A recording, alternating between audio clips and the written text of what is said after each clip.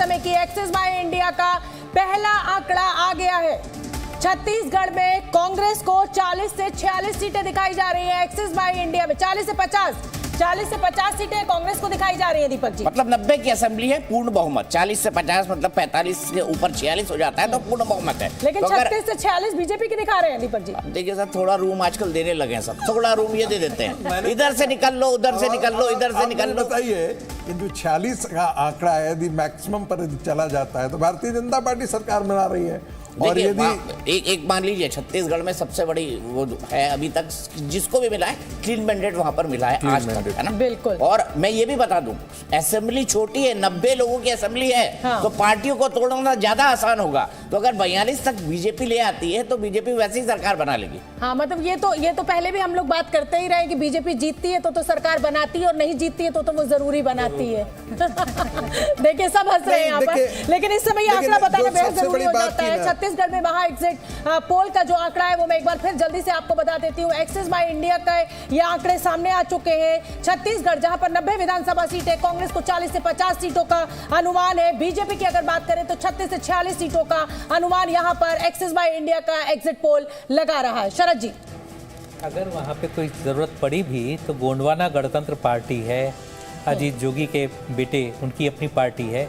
तो अगर एक एक दो दो सीट जो आप दिख रही हैं अदर्स की, तो वो भी अगर हंग होती है, जैसे अगर किसी को मैंडेट नहीं मिलता क्लियर, तो उनकी भी एक अहम भूमिका हो सकती है। मुकेश केजरीवाल जी, क्या हंग असेंबली आप छत्तीसगढ़ में भी देख रहे हैं? क्योंकि ये तो बड़ा फंसा हुआ सा आंकड़ा लग रहा है, दोनों को ही बहुमत मिलता हुआ दिख रहा है। अगर बीच में ये आंकड़ा आ जाता है तो नहीं, वही बात है जो संगीत जी कह रहे थे कि वहाँ पे शुरुआत से ही लग रहा है कि कांग्रेस जीत रही है। और इसमें कभी भी कोई भी ऐसी स्थिति नहीं है जब लगे, कई राज्यों में ऐसा देखा जाता है कि एक चुनाव प्रचार के दौरान भी सेंसेक्स की तरह ऊपर नीचे होता है, लेकिन छत्तीसगढ़ में कंसिस्टेंटली कांग्रेस जीतती हुई दिखाई दे रही है। और ये नतीजा जो एक एग्जिट पोल का आया है वो भी मुझे साफ संकेत दे रहा है कि वहाँ पे कांग्रेस की सरकार। लक्ष्मी जी, देखिए वहाँ पे तो नेक टू नेक फाइट है। मुझे तो लग रहा है कि कांग्रेस वहाँ पे एज है एंड वहाँ पे जैसे भी करके बना पाएंगे, उनको मेजॉरिटी है। ठीक है, एक बात मैं और इंटरेस्टिंग यहाँ पर बता दूं कि अगर यही आंकड़ा आता, चलिए मान लीजिए यही आंकड़ा आ जाता है और सबको जो है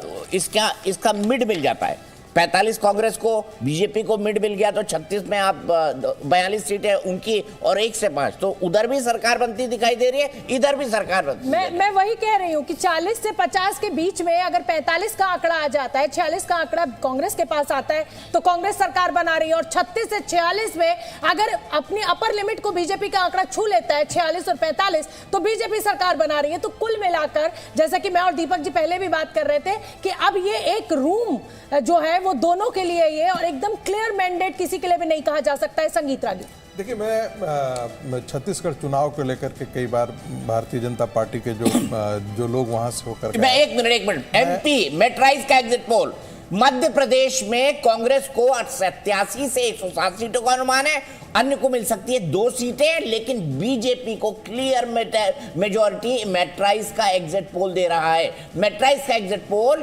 क्लियर मेजॉरिटी 118 प्लस। देखिए मध्य प्रदेश में एग्जिट पोल 118 से 130 बीजेपी। यही मुझे भारतीय जनता पार्टी के जो नेता वहां से चुनाव लड़वा कर आ रहे हैं उन्होंने कहा हुआ है। मैंने आपसे कहा था कि छत्तीसगढ़ के लिए, मैं आपसे कहा था कि छत्तीसगढ़ में भारतीय जनता पार्टी जीत सकती है, ऐसा मेरा अनुमान है आकलन के आधार पर। गड़बड़ कहाँ हुई है थोड़ा बहुत भारतीय जनता पार्टी से कि जो कुछ भी फील्ड से आए, एक स्वयं उन्होंने निगेटिव नैरेटिव बनाया कि हम लोग एज में हैं, हम लोग कंपटीशन में आ रहे हैं। आप देखिएगा चुनाव स्ट्रेटजी परसेप्शन की लड़ाई बहुत होती है और परसेप्शन शुरू से ही बनाने की होती है। आप बीच में लड़ाई में आप परसेप्शन